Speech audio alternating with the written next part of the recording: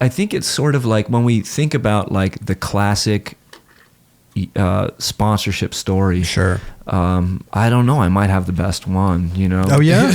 I mean, just in the circumstances, the timing of it and the circumstances could never be repeated. Right. Like it's before Sponsor Me tapes. Yep. You know, it's before, you know, my getting sponsored by Powell Peralta was the door opening to the rest of the world.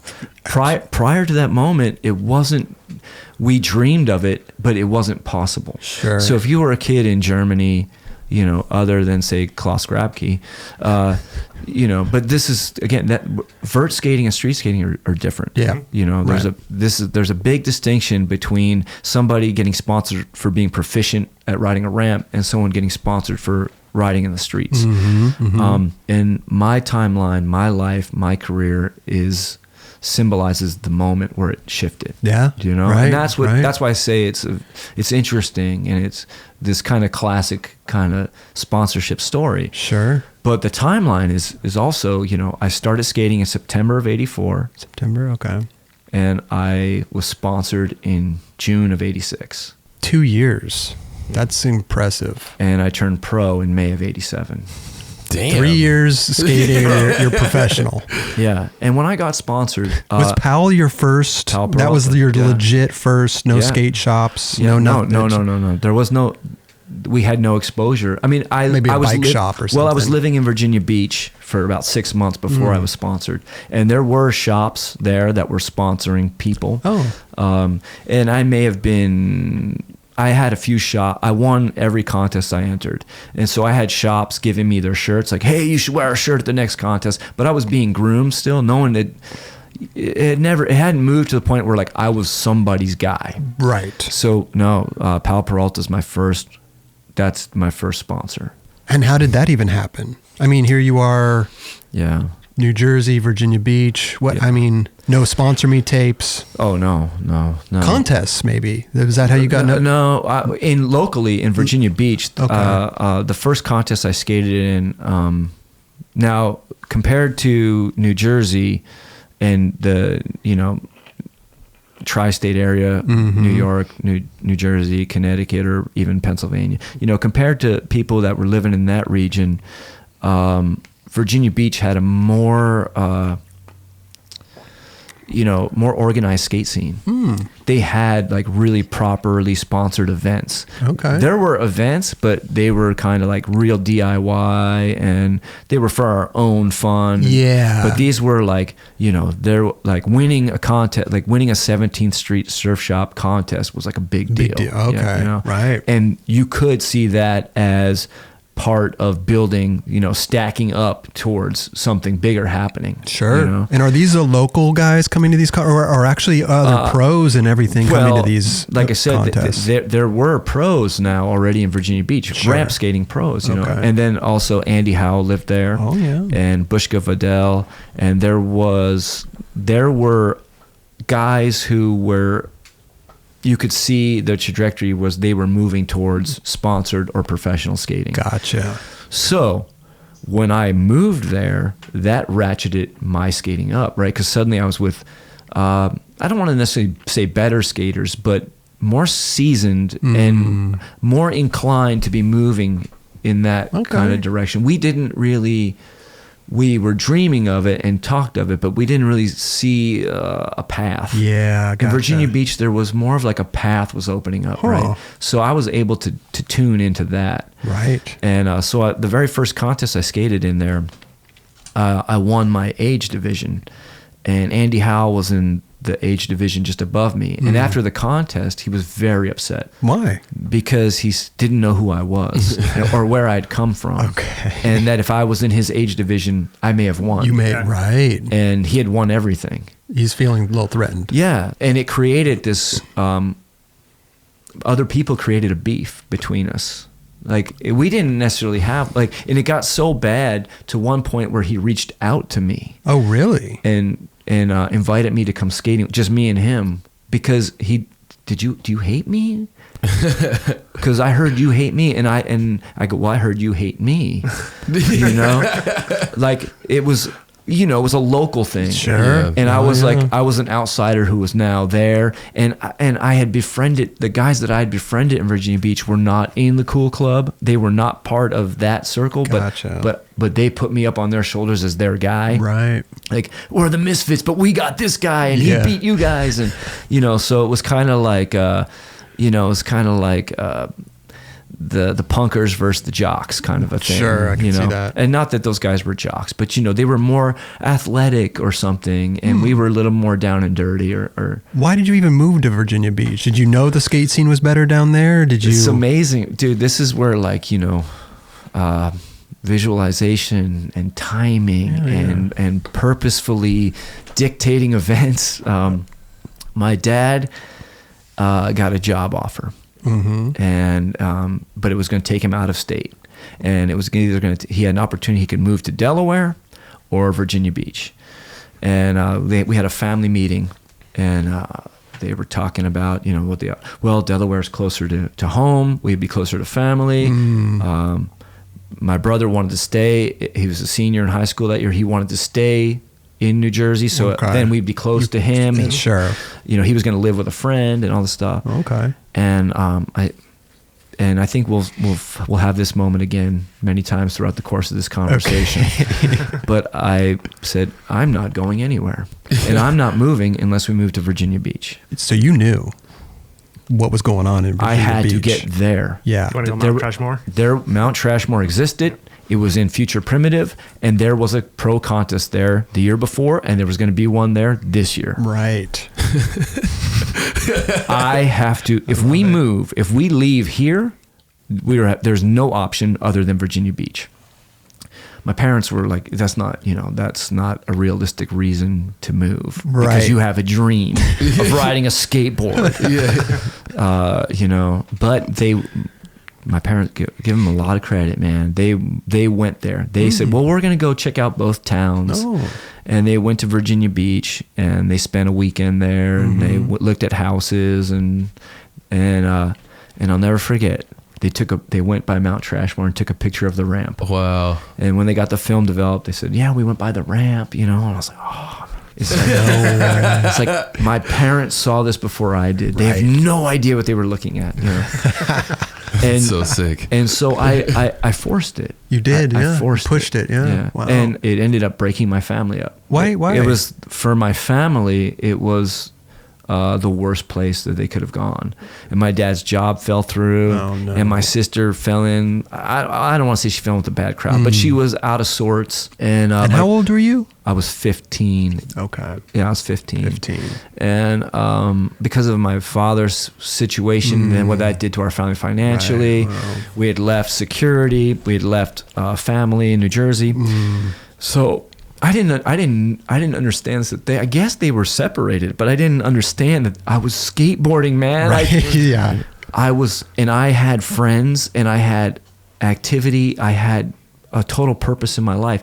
I would walk to school or skate to school every day. I'd walk in the front door of the school, and I'd walk out the back door of the school. I never went to school. I just showed up and left, and I skated. And another guy, a friend of mine, Chad, he kind of fell in. He's just like, I'm gonna do. He was dedicated in the same way. We were just gonna skate. Wow. Man. And so I forced the whole moving there, and the timeline of that was it was only from February to June of '86. It was a very short period of time. Okay. It was a beautiful home, beautiful community we moved into, but it was tore our family apart. Wow. And we already began to move back to New Jersey before the Trashmore contest. My brother, my sister, my father advanced to New Jersey, and my mom, and I said, I'm not leaving. I'm waiting until this contest. Wow. My mom stayed behind with me. She didn't have work there. The house was empty. All the furniture was basically out of it. But she stayed behind until the contest was over. And so... How'd you do at the contest? Well, it was a pro vert contest. Oh. So I wasn't skating in the contest. Gotcha. I was spectating. You wanted to stay just to spectate. You weren't even going to enter. That's probably the best thing he ever did in his life. Yeah, it was clear. It was just clear to me. I could see I could see what was coming on the horizon, and that was street skating was coming. And of course we could sit here and say, well, street skating had already arrived. Mark Gonzalez, Natas Coppas, Tommy Guerrero, Jesse Martinez. Sure. It had, to those of us that were deep enough into it to understand that, right? You know, but it hadn't arrived at the skate shop sales level. It hadn't arrived where the industry shifted and began to put all the energy into that. Gotcha. But as a street skater in the streets every single day, seeing what was being created, the energy that was coming out of it, it was apparent to me that this was going to be what skateboarding was going to be. Right. And I was emerging in that community, which, well, like I said, was a very well organized community of skateboarding, that I was emerging as one of the top skaters in that area. And so this seemed to be ripe with opportunity. I was pretty certain that at the end of the weekend of that pro contest that I would be a sponsored skater. Even though you weren't even in the contest? Like, just being there was enough. Let me put it to you this way. Cool, yeah. The tricks that I was doing, when I skated in the way that everyone else skated, people would say, man, dude, your method air is perfect. Oh, okay. Or your judo is amazing. Or your sad plant is perfect. But the second I did anything that came from within me that I created, people would get nervous. They'd go, I don't know, man. Maybe you should just do the method air. Like in the contest, don't do that 360 1 foot off the jump ramp, you know? Wow. Like, because they hadn't seen it in the magazine. Thus, it wasn't sort of, what would be the word? It wasn't cool at the It time. wasn't cool, huh? It wasn't, the stamp of approval hadn't been put on it. Gotcha. Right? If it hadn't been seen, then, you know, it wasn't legitimate enough for you to do in an event or something. Like going outside of the norm, even in skateboarding, was a concern for other skateboarders. Right. So I suffered in as much as I was like, people go, oh, this guy's really good, but they don't go, he's really weird, or he does his own tricks or something. So I had a stigma attached to me, which again, this is something that has been attached to me my entire career. But I have no career without it. Right.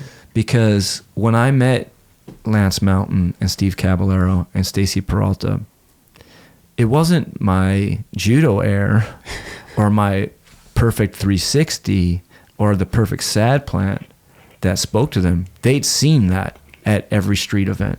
Sure. It was the other things I was doing. And one of the first things Stacy Peralta ever said to me was, hey man, where'd you learn these tricks? And I said, well, previous to him asking me that, people would say, you know, like I said, they'd say, don't claim that and don't do that, and you're, you know, making people uncomfortable. Okay. So when Stacy asked me, I hesitated for 1 second because I thought, do I tell him that I made them up? Sure. You know, what is the right, I'm trying to, this is like a job interview. Yeah. You're totally. quickly trying to, Yeah. What is the right answer? Right. But I didn't have any other answer other than, and I kind of like put my head down, like I made them up. And he says, wow, man, you made them up? You made them up? I didn't know. I figured that everything I was doing had been done. I just assumed somebody in Venice had done it. You know what I mean? Sure. There's no way that anything I was doing could be original to me. Or maybe I guess it was so awkward and weird that it was, but I wasn't supposed to be proud of that or let that shine. Yeah, you know? yeah, of course. But it was the fact that in the moment that this was all happening, I did let it shine. And this is why Stacy Peralta was talking to me and not 10 other guys who were of equal ability in that parking lot that day. You know, there was, I mean, it was a crowd of guys who would all become sponsored amps and some would become pros, you know? Yeah. So a lot of us were sort of auditioning that day. This was at the Mount Trashmore contest that you stayed behind. Trashmore, yeah, in the parking lot. So what happened is I went there on a Thursday night or something. Like we heard pros are in town, like guys are there practicing. Right. And we went down to the ramp. We had been skating in my friend Chad's driveway, where we always skated. So we had a boom box, blasting Master of Puppets. We were always eating double stuffed Oreos. Okay. And drinking Dr. Dews. We'd go to 7-Eleven and we'd mix up in a big gulp cup, Mountain Dew and Dr. Pepper, and it was Dr. Dews. Dr. Dews. Oh. And, that one. Yeah. And so, and a couple days before the contest, we were hanging out at his house, and we were really getting geeked out that the pros were going to be here, man. It's exciting, and everything. Yeah. And I made this crucial mistake. I was so geeked. I was just like, I'd never met her. Well, we had met. This is, I guess, kind of all over the place now. But, oh, yeah. We had met Tommy Guerrero and Rodney Mullen previously, like a week before Trashmore. Tommy and Rodney Mullen and maybe Mike McGill came to our local shop to do a demo. They ended up not doing a demo. They just walked into our shop and made no eye contact with any of us or anything. It was so awkward. And my friends were like, go talk to them. And I was like, why me? I got nominated. And so Tommy, and I know what they're feeling now because I've had this feeling so many times when you walk into a skate shop, you're a visiting pro, sure. And it's awkward, and just start looking at merchandise that you're not even looking at it, you're just acting like you're looking at it. Yeah, are those Thunders? Yeah. And so they're like looking at T-shirts and stuff, and my buddy's like, go talk to him. So I figure, okay, freaking Rodney Mullen. Oh my God, Tommy Guerrero. I'm going to talk to Tommy. He seems more approachable, and he's a street skater, so we have common ground. We'll just hit it off like that. Sure. I go, hey man, are you guys gonna skate? And he's like, skate where? And I was like, the parking lot. He goes, it's too rough. I go, we skated every day. He goes, that's your problem. And I was like, oh my God, I was devastated.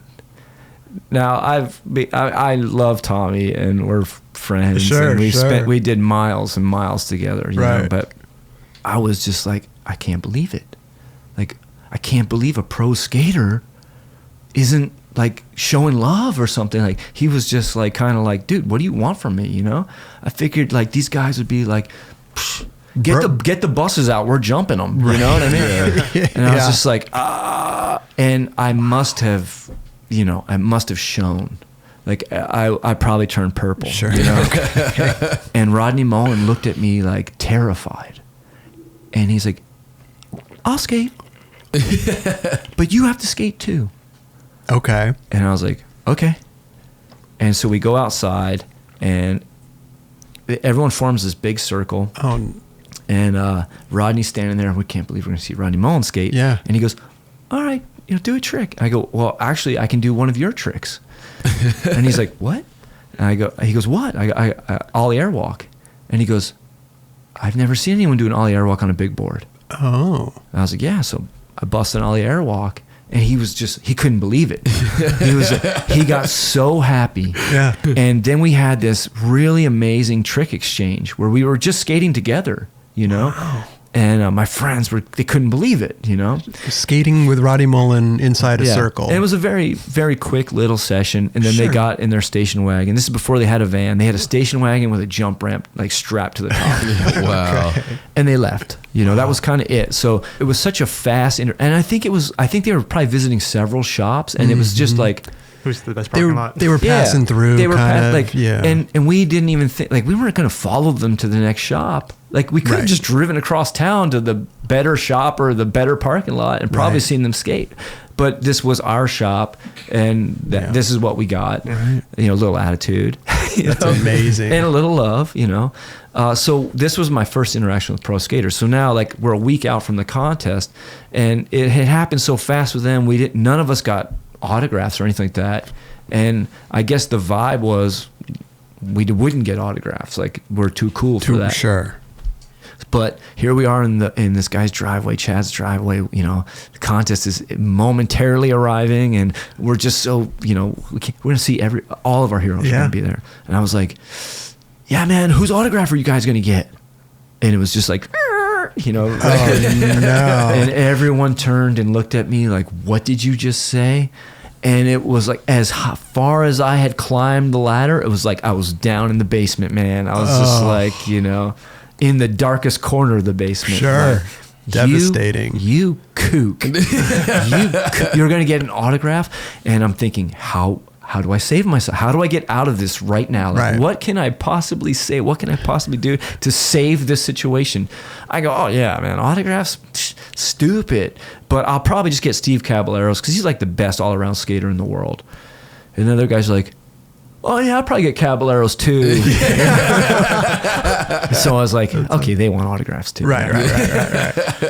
So anyway, so this Thursday night or evening before the competition, we go down there. We heard there's some pros in town, and we get there, and the entire GNS team is there, and they're up on the ramp riding, and we watch them for 15, 20 minutes. It's getting dusky, kind of end of the day.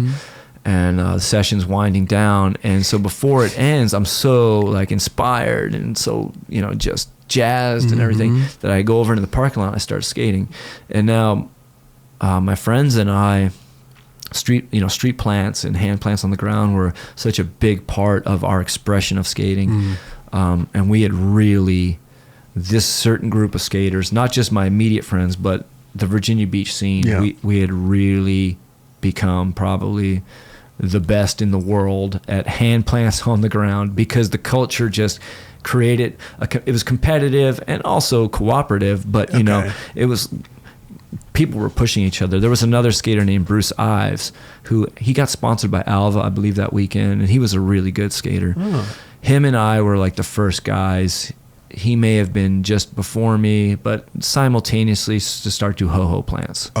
Now this was, we had heard of ho-ho plants. We don't even know if anyone had actually ever done one yet. Pulled it off, but we had figured them out, and this parking lot in Virginia Beach at Trashmore, this was the unveiling of at least the street ho-ho plant. Gotcha. And not only the ho-ho plant itself, but variations. Right. The weeks leading up, we had got the board on our shins, then we'd gotten it on our feet, and then we began to manipulate it. Yeah. And we also saw very early on, like the first day that the ho-ho plant was ever done in Virginia Beach, the very next day a guy came to school, this guy Keith Garza, with his hand in a cast. He was the first victim of the board falling off and nearly chopping his fingers off, It's a heavy board. Yeah, so we were like, that's one of the dangers. Yeah. So I'm watching Neil Blender and Joe Lopes and these guys skate the ramp. I go over in the parking lot and I start doing hand plants, and then I get into the first ho-ho plant, and then suddenly the entire focus shifted from the vert ramp to the parking lot. Whoa. Neil Blender is standing on the ramp, clapping, pointing at me, clapping. Yeah, right. Wow. And then he climbs down and he comes across the grass, across the parking lot over me. He's like, "What are you doing?"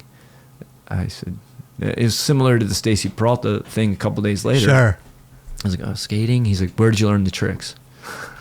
Who taught you those? Yeah. It's just like, we just made them up. And he's like, "Do more." And I did like a private demo for Neil Blender. So epic. A private demo. Yeah. Really? And he was laughing. He was laughing most of the time, like joyfully laughing. And I wasn't sure, is he laughing at me? Why is he laughing? Why is my skating inducing him to laugh? Sure. I know, I look back on it now, and this was also how Lance Mountain reacted to my skating at first. It was joyful, and it was celebratory. Right. I believe they were seeing in me, not just the tricks, it's not just street plants. It was an energy and an approach to skating. I believe they were happy because they were seeing the results of work they had done.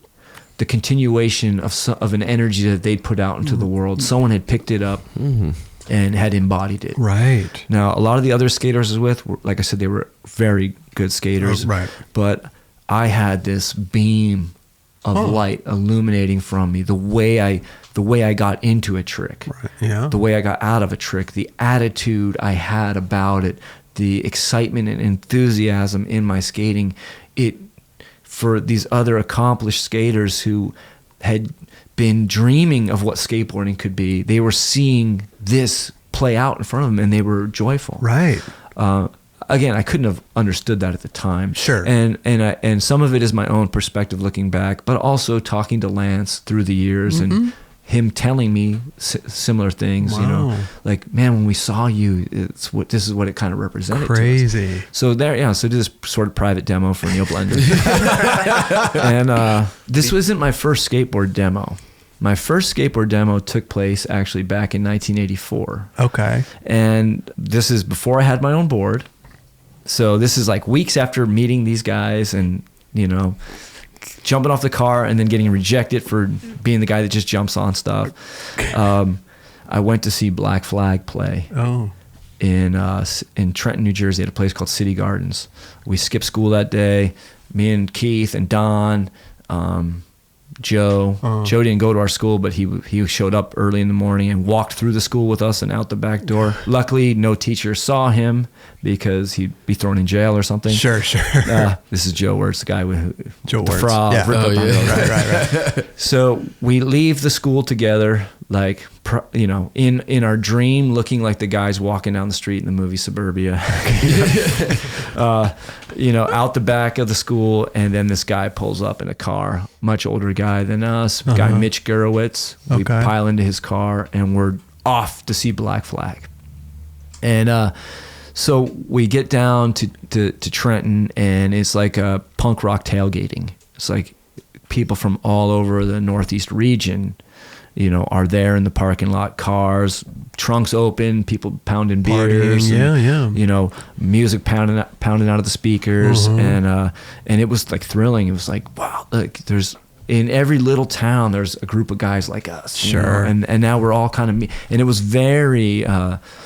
It was a very uniting kind of vibe, you know. It's like, hey, where are you guys from? Hey, we're from Lancaster, Pennsylvania. Oh man, it's good to meet you guys. Right, everybody's coming together for this one thing that they all love. It wasn't me doing the greet. It was like Keith was kind of our main leader, and so he was like, you know, talking to everybody, and I was just standing there listening and watching and just absorbing it. I was probably the youngest guy there, or at least the littlest guy there. You know, it wasn't, you know, the other guys were.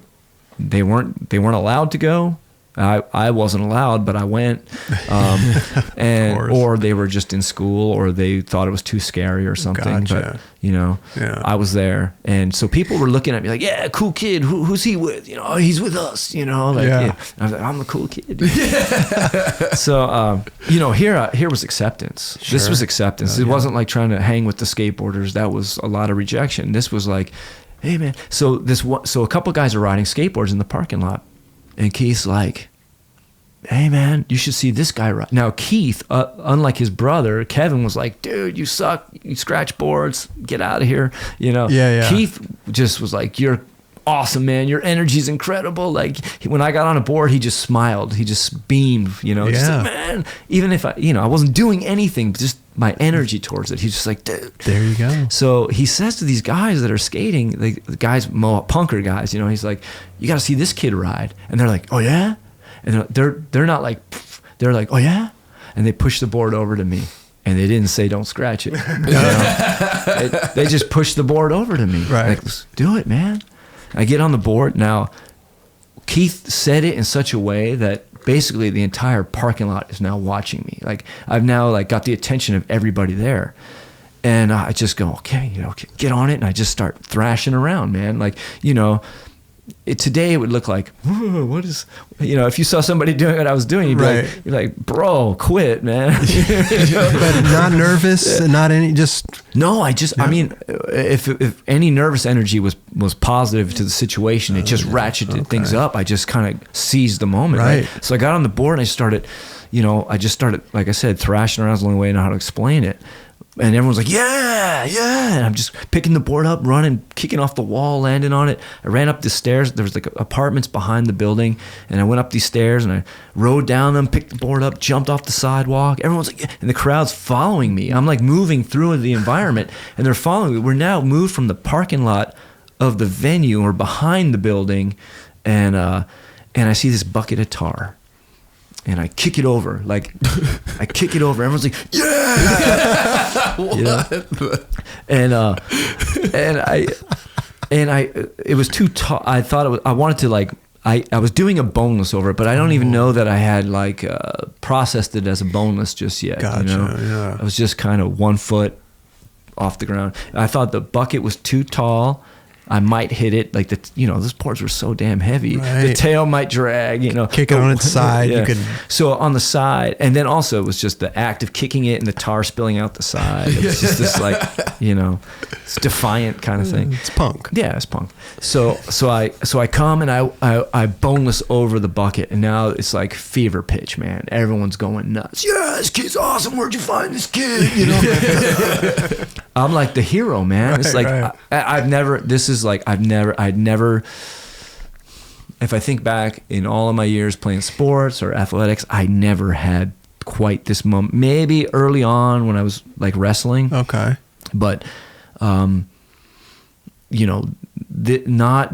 with this kind of crowd. Like my previous exploits in sports, I had great moments, but there was always somebody right there to like steal the spotlight the next second, Totally. And I was never on the best teams. I was always on the lesser teams. So I didn't have the best coaches. I didn't have the best opportunities.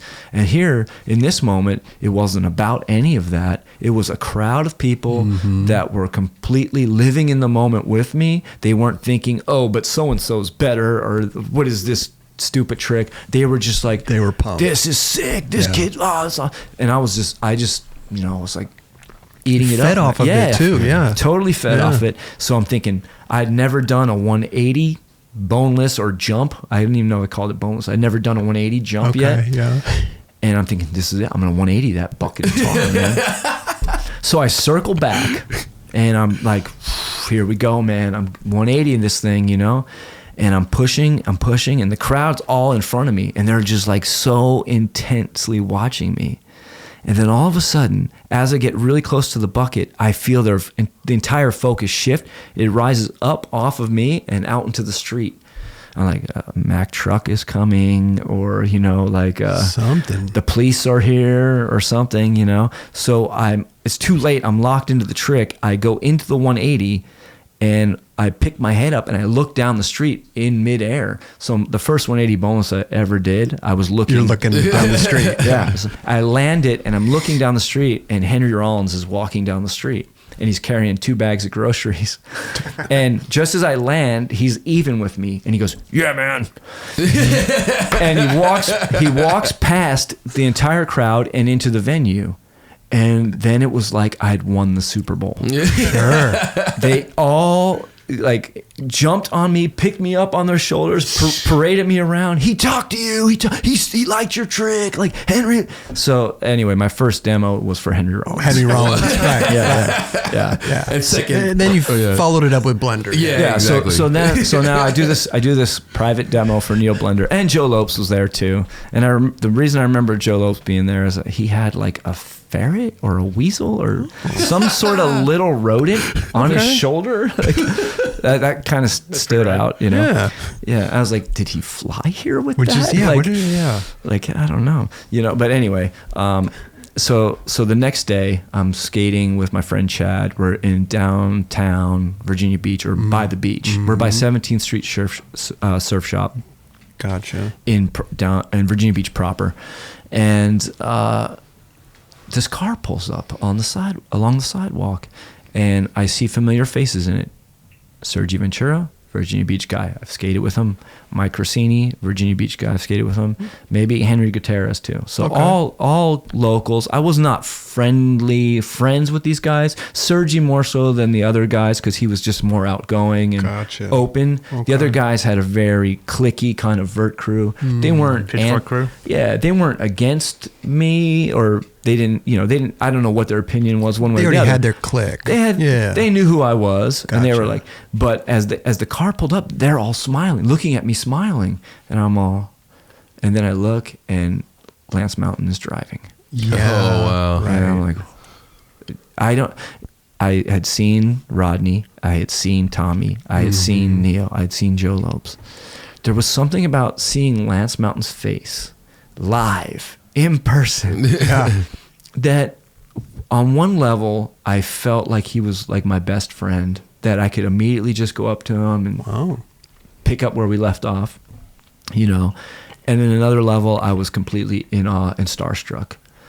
He was probably my favorite skater, because he was the skater that, to me, skateboarding as we know it isn't skateboarding as we know it without him. Oh, totally. You know, without him, it's not the same thing. It may have moved towards the Olympics a lot sooner. True. It may have moved towards athletics a lot sooner. Yeah. Now, of course, there's so many other people like him, the Neil Blenders of the world, the Mark Gonzalez of the world. Yeah. But he had this prime time, the Bones Brigade videos. So he was the story. He was the carrier of that torch, you know.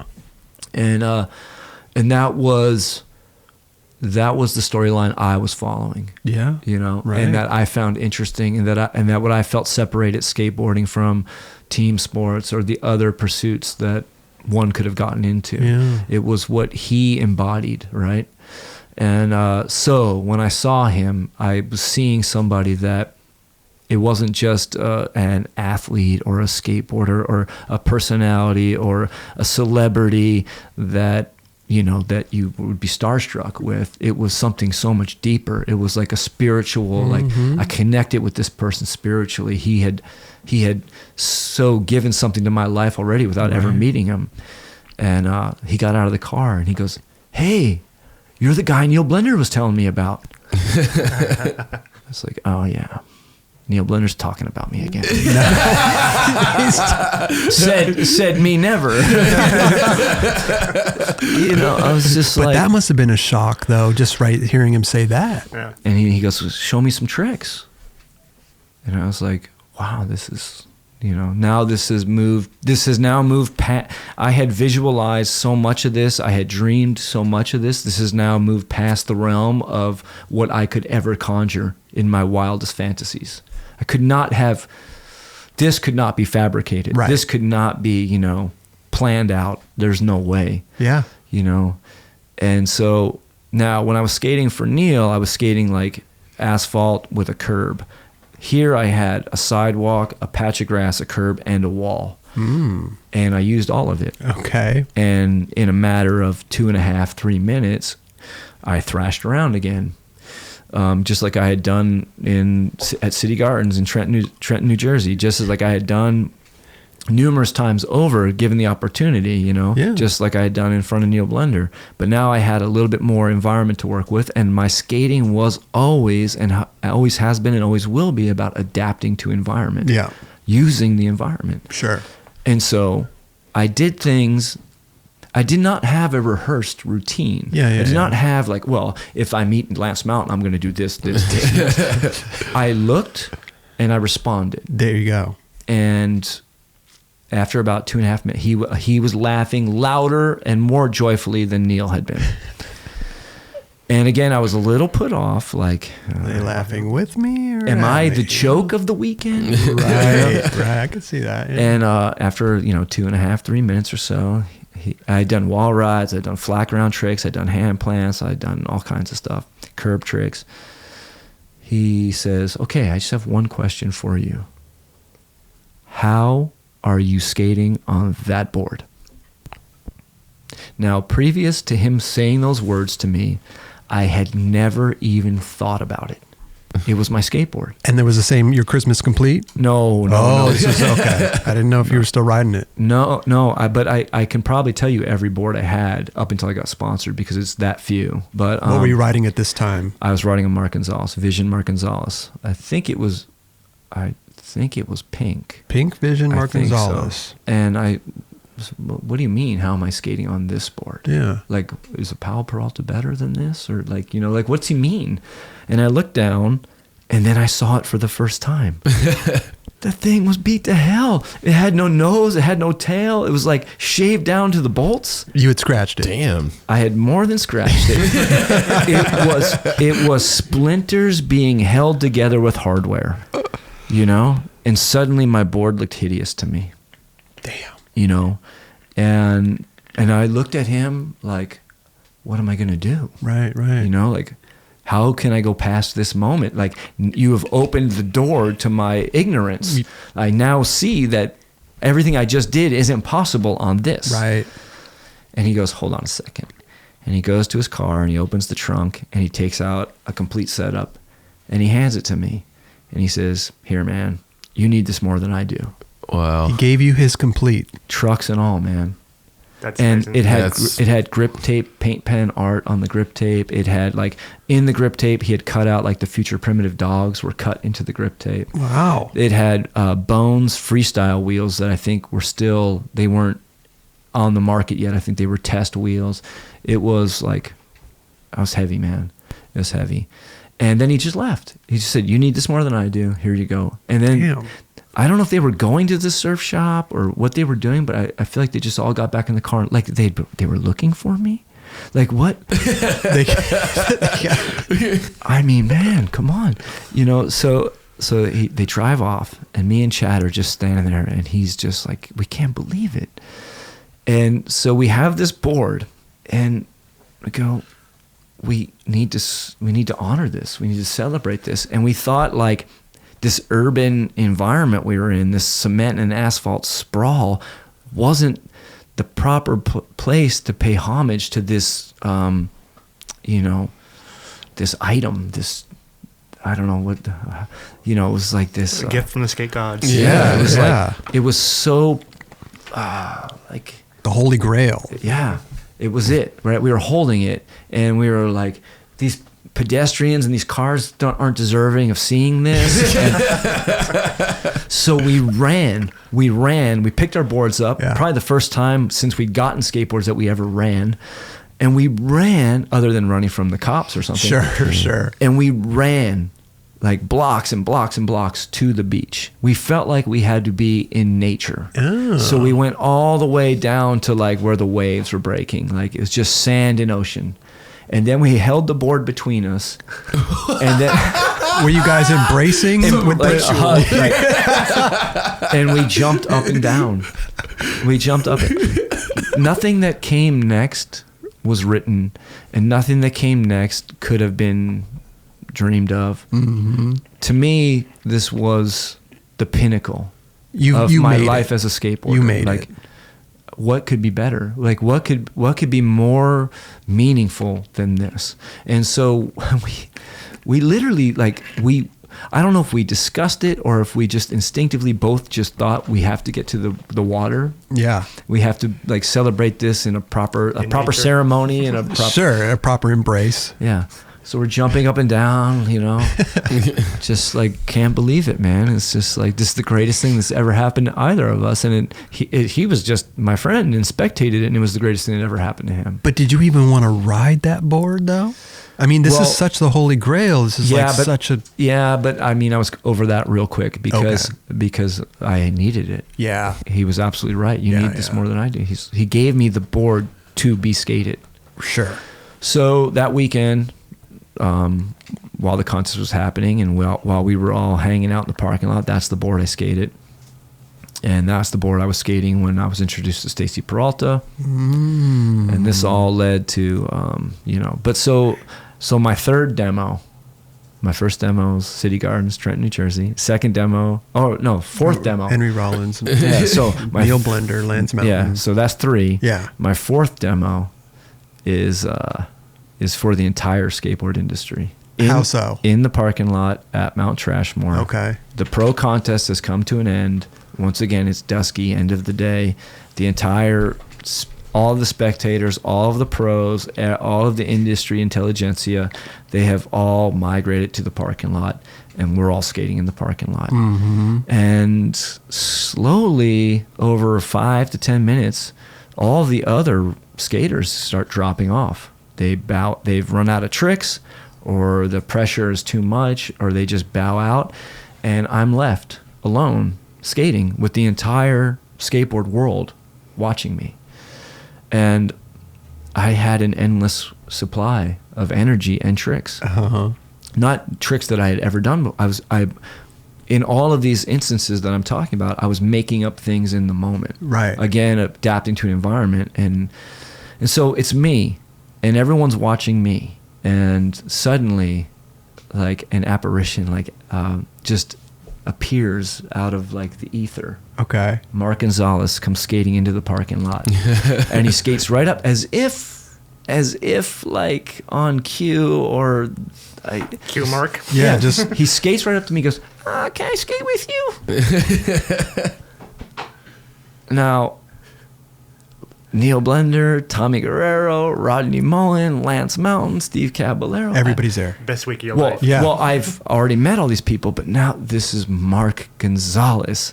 Like, I can't say anything more to take anything away from what I said about Lance Mountain. Yeah. But this is Mark Gonzalez. Lance Mountain, this guy's a street skater.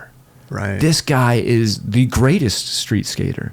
This guy is everything we want to be. You know, he's an artist through and through. We know that about him already. Sure. It comes through in every photograph. In everything we've seen, we understand that this guy embodies something, the depth of skateboarding. Yeah. He embodies it. Again, not to take away from all the things I said about Lance. It's just, that's how heavy skateboarding is, and that's how heavy these individuals are. Right. That you could say this guy's the greatest, and this guy's the greatest, and this guy's the greatest. You know, Sure. Like, you know, it's not to slight the last guy you mentioned. It's like, I'm just Absolutely. like, Mark Gonzalez. And he says, "Can I skate with you?" As if he's asking my permission. And I said, "Can I skate with you?" He goes, "Yeah, let's skate." So we skate. And if you read my checkout in Transworld, which Lance Mountain wrote, Okay. he says there never was a competition with Gonzalez in the parking lot at Trashmore, because the takeaway for some people was if this was a showdown, which is so stupid. Okay. I had tricks. Yeah. And I had energy, but I was not on that level. On that level, he had a style, he had a knowledge, a depth of ability on a skateboard that would come from access to surfing or had previously ridden skate parks, Sure. or you know, he just had a comfortable ability on his board where I was stiff, and there was good things happening, but it was just like, it was night and day as far as like what was really happening. You know? Yeah. But tricks were beginning to trump all the other stuff. So it was like, you know, what tricks can you do? And I had the tricks. Yeah, yeah, you yeah. know? So the more tuned in people would be like, kid sucks. But the people who were looking for what came next were going, you know, we don't want to miss the boat. Somebody's got to sponsor them. Right. So we have this session with Mark, and it's a demo really for the entire industry. Yeah.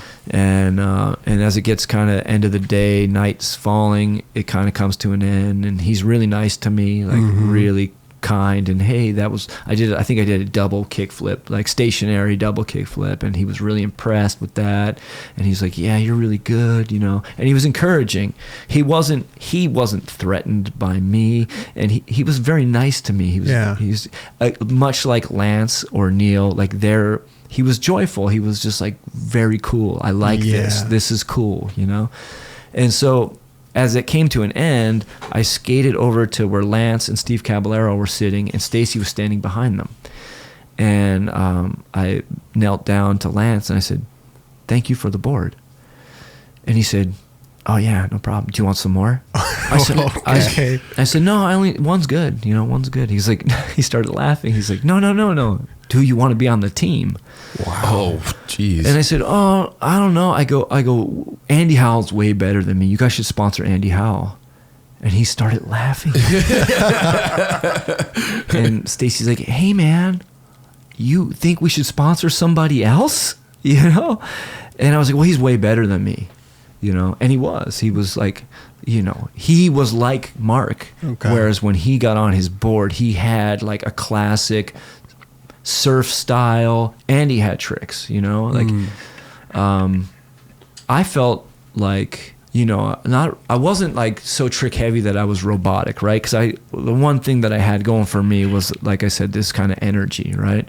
But really, I was stiff in my skating. It was very stiff. Okay. And I just thought, like, no, I can't ride for Powell Peralta, but I'll get on some other team. No, you sponsor Andy Howe. There's enough people here that want to talk to me. But Powell is the premier. It's like the biggest. Yeah, it was it. So they kind of said, listen, they said, Andy Howe is amazing. Don't worry about him. He's going to get taken care of. Okay. Right? Good looking out for your friend. And he wasn't really, we were, like I said, we were rivals. Sure. I don't even think I finished that story. We went skating for the day together. We met up. It's like, oh yeah, that's right. What our beef? Yeah. We had like some beef. Then we found out we didn't have a beef. Right. That and I had a really he was maybe a little older than me, but he came from like he had like a really like he was educated and he like had a good family or something. He had like it was like a big brother, man. He was so nice to me and so encouraging of me. He's like, hey man, I don't hate you, and right. And he's like, you're really good, and you just keep Whereas other people saw us in competition with each other, he saw something else, and he was very kind. And so that also probably led to my saying, I thought, this is the kind of person who should be a pro skater. There you go. I didn't feel like I had gotten to a point where I was like capable of being as kind as he was to me. I didn't, I was just a skate rat. Sure. So they're like, no, don't worry about Andy. And I was like, we like you. We want you. And I think it was Lance and Cab, but it was Stacy. Stacy clearly was like, he saw something in me. Yeah. And when he quizzed me about my tricks, and I said I made them up, he's like, wow, man, wow. Yeah. So that's when I got on the team.